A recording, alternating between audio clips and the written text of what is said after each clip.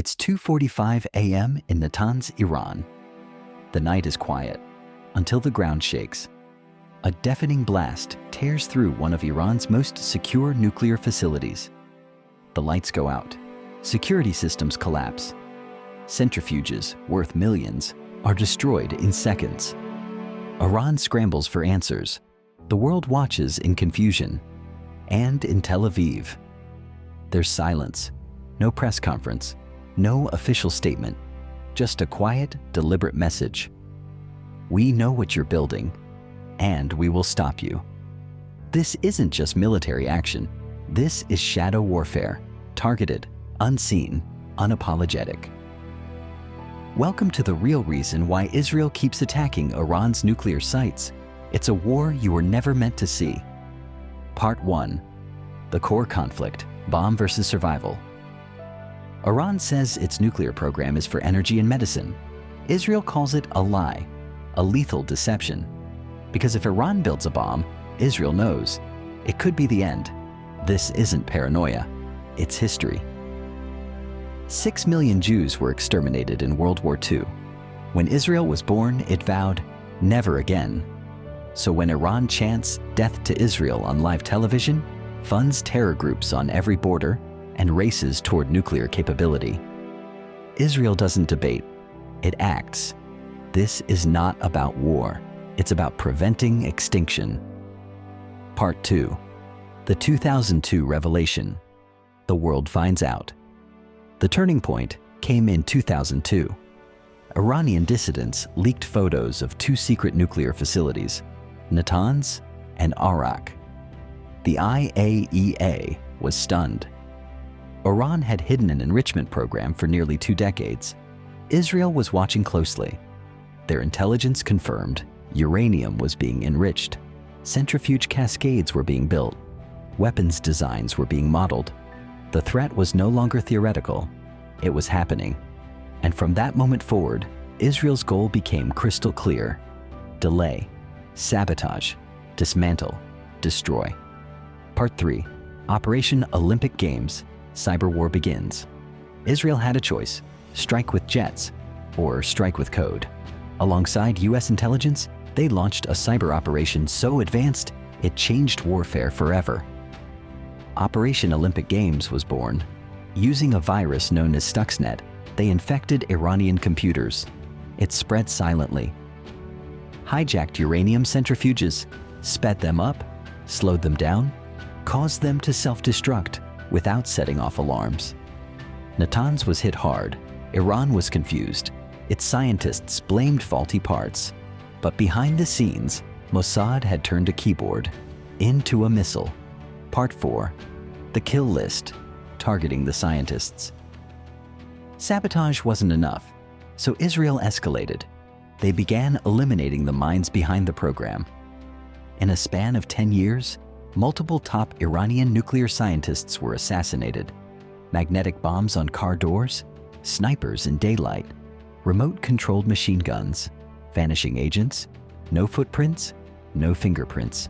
Among the targets, Masoud Ali Mohammadi, physics professor, Majid Shahriari, nuclear transport expert, Mostafa Ahmadi Roshan, procurement head for Natanz, Mohsen Fakhrizadeh, the father of Iran's nuclear program, killed in 2020. Each name carefully selected, each strike surgical. Mossad wasn't waging war, they were removing pieces from the chessboard. Part 5. The Natanz explosions, striking again and again. The Natanz facility has become a battlefield. In 2010, Stuxnet. In 2012, bombings. In 2020, another mysterious explosion took out advanced centrifuges. In 2021, a power blackout destroyed the internal electrical grid. Each time, Iran rebuilt. Each time, Israel returned. These weren't military bases. They were nuclear red zones. And Israel's position is simple. We will never allow Iran to get the bomb. If we must strike 100 times, we will. Part 6. Why not just talk? Some say Israel should trust diplomacy. The 2015 Iran nuclear deal tried that. It offered relief from sanctions in exchange for limits on enrichment. But Israel saw flaws. Inspectors weren't always allowed. Sunset clauses let Iran restart after a few years. Ballistic missile development wasn't covered.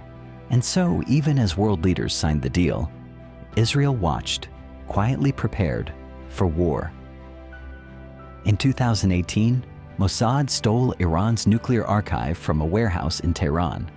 Over 100,000 documents, blueprints, schedules, internal memos, proof that Iran had never stopped. Diplomacy gave Iran breathing room. Israel chose to hold its breath and strike instead. Part 7. Who helps Israel? Who doesn't? Israel does not act alone. The United States shares satellite intelligence. Europe turns a blind eye. Saudi Arabia and the UAE secretly cheer because Iran threatens them too. Behind closed doors, even Sunni Arab regimes now see Israel as a useful shield. But Russia and China back Iran, politically, economically, and sometimes militarily. That's what makes this war so dangerous. It's no longer Israel versus Iran. It's a proxy battle of global superpowers. And nuclear sites? They're the opening moves. Part 8. Could Israel bomb Iran directly? Absolutely. Israel has long-range F-35 stealth fighters, refueling tankers, bunker buster bombs, and trained pilots. They've rehearsed it. Natanz, Fordow, Arak, Esfahan, all are within range. The risks are huge. Iran would retaliate with missiles and proxies. Hezbollah would unleash thousands of rockets from Lebanon. Hamas and others would join in. Oil prices would spike. World markets would collapse. But if Israel believes a nuclear weapon is near completion, they won't hesitate. Airstrikes, bombing raids, cyber attacks, full-scale war, whatever it takes. Part 9. The global fallout. If Israel's attacks continue or intensify, here's what the world can expect. Economic chaos, oil routes threatened, shipping costs spike, terror backlash, global Jewish communities targeted, embassies attacked, refugee waves, civilians fleeing conflict zones across the Middle East, UN paralysis, Russia and China block resolutions, the US is cornered, nuclear domino effect, Saudi Arabia and Turkey push for their own programs. Because if Israel and Iran go nuclear, everyone else starts reconsidering the rules. Part 10. The final red line. At the heart of it all is a simple truth. Israel was created after the worst genocide in modern history. Its people know what it means to be stateless, powerless, hunted. And so the doctrine is not philosophical, it's primal. We will not wait to be destroyed. If there's a threat, we eliminate it. That's why they attack Iran's nuclear sites, not to provoke, not to dominate, but to survive. Conclusion. The silent war isn't over. Iran builds, Israel strikes, Iran rebuilds, Israel returns. This is the cycle. This is the strategy. This is the silent war. A war not declared, but already happening. And the question is not if Israel will strike again, it's when. And what will the world do when silence turns to fire?